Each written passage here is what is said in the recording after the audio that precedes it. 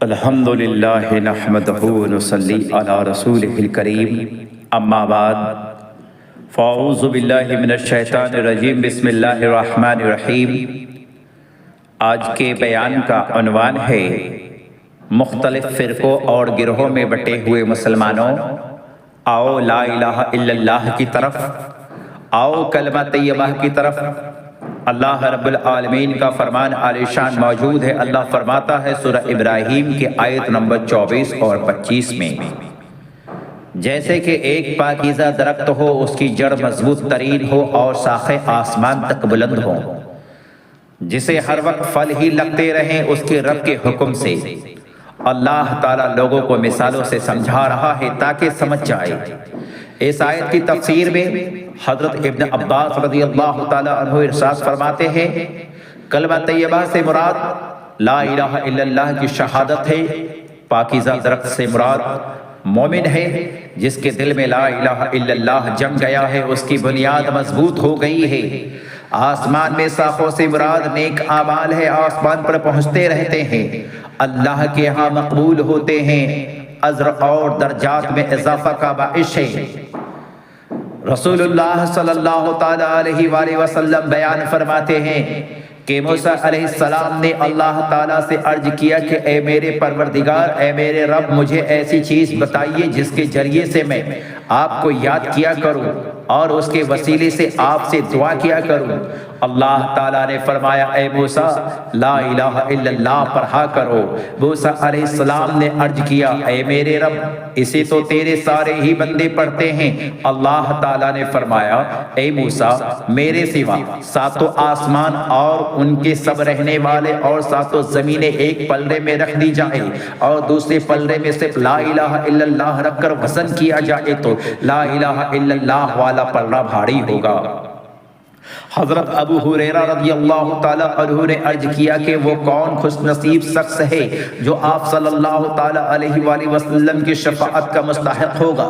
آپ صلی اللہ تعالیٰ علیہ وآلہ وسلم نے فرمایا، جو شخص خلوص نیت سے کلمہ طیبہ پڑھا ہوگا، یعنی روحی زبان سے جو شخص لا الہ الا اللہ کا اقرار کرے گا۔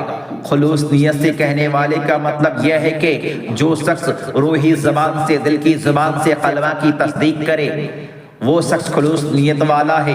رسول اکرم صلی اللہ تعالیٰ علیہ وآلہ وسلم نے ارشاد فرمایا، جب انسان سچے دل سے لا الہ الا اللہ کا اقرار کرتا ہے تو اس کے لیے آسمان کے دروازے کھول دیے جاتے ہیں، یہاں تک کہ وہ عرش الہی کی طرف بڑھتا رہتا ہے، بشرطے کبیرہ گناہوں سے بچا رہے۔ رسول خدا صلی اللہ تعالیٰ علیہ وآلہ وسلم نے ارشاد فرمایا، جو شخص خالصتاً اللہ تعالیٰ کو راضی کرنے کے لیے لا الہ الا اللہ کا اقرار کرتا ہے تو اللہ تعالیٰ اس پر دوزخ کے عذاب کو حرام کر دیتا ہے۔ نبی کریم صلی اللہ تعالیٰ علیہ وآلہ وسلم نے ارشاد فرمایا، جو شخص دل کی گہرائیوں سے، روحی زبان سے گواہی دے کہ اللہ تعالیٰ کے سوا کوئی معبود نہیں، وہ اکیلا ہے، اس کا کوئی شریک نہیں، اور محمد صلی اللہ تعالیٰ علیہ وسلم اس کے بندے اور رسول ہے، اور یہ عیسیٰ علیہ السلام بھی اللہ کے بندے اور رسول اور اس کا کلمہ ہے جو کہ اللہ تعالیٰ نے حضرت مریم علیہ السلام کی طرف بھیجا، اور عیسیٰ علیہ السلام اس کی بھیجی ہوئی روح ہے، اور جنت اور جہنم برحق ہے۔ اللہ تعالیٰ اس گواہی دینے والے کو جنت میں داخل فرمائیں گے، خواہ اس کی عمل کیسے ہی کیوں نہ ہو۔ رسول خدا صلی اللہ تعالیٰ علیہ وآلہ وسلم نے فرمایا، قیامت کے دن پوری کائنات کے سامنے ایک شخص کو بلایا جائے گا، اس کے سامنے 99 رجسٹر برائیوں کے رکھ دیے جائیں گے۔ رجسٹر اتنا لمبا چوڑا پھیلا ہوگا کہ جتنی اس کی نظر کام کرتی ہوگی۔ اللہ تعالیٰ کی طرف سے سوال ہوگا، ان برائیوں میں سے کسی ایک برائی کا بھی تو انکار کر سکتا ہے؟ میرے نگران فرشتوں نے کہیں کچھ تجھ پر ظلم تو نہیں کیا؟ وہ جواب دے گا، اے میرے رب ایسا نہیں۔ پھر سوال ہوگا، کوئی عذر ہو تو پیش کرو یا کوئی نیکی ہو تو سامنے لاؤ۔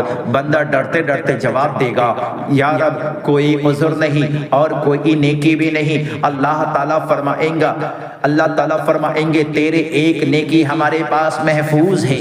یا یاد رکھ آج تجھ پر ظلم نہیں کیا جائے گا۔ چنانچہ ایک کاغذ کا ٹکڑا نکالا جائے گا، اس میں لکھا ہوگا اشہد ان لا الہ الا اللہ واشہد ان محمد عبدہ ورسولہ۔ بندہ عرض کرے گا کہ یا اللہ ان بڑے بڑے گناہوں کے انبار کے سامنے اس ٹکڑے کی کیا حیثیت ہے؟ جواب ملے گا آج تجھ پر ظلم نہیں ہوگا۔ چنانچہ گناہوں کی وہ بڑے بڑے رجسٹر ترازو کے ایک پلے میں رکھ دیے جائیں گے اور کاغذ کا ٹکڑا دوسرے پلے میں رکھ کر وزن کیا جائے گا تو وہ کلمے والا پلڑا بھاری ہو جائے گا۔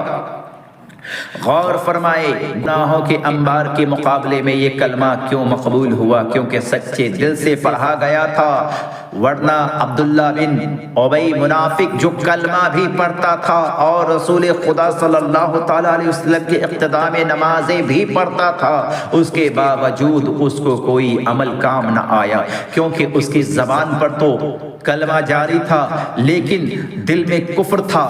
معلوم ہوا کہ بعض اوقات دو اس خاص کلمہ پڑھنے والے ہیں لیکن ان کے خلوص میں کمی بیسی کی وجہ سے فضیلت کا اتنا فرق ہوتا ہے کہ جتنا زمین و آسمان کے درمیان، یعنی جو خلوص دل سے روحی زبان سے جو کلمہ طیبہ کا اقرار کرتا ہے اور جو زبان سے پڑھتا ہے دونوں میں فرق ہے۔ اس مقام پہ علامہ اقبال فرماتے ہیں زبان سے کہہ بھی دیا لا الہ تو کیا حاصل، زبان سے کہہ بھی دیا لا الہ تو کیا حاصل، دل و نگاہ مسلمان نہیں تو کچھ نہیں۔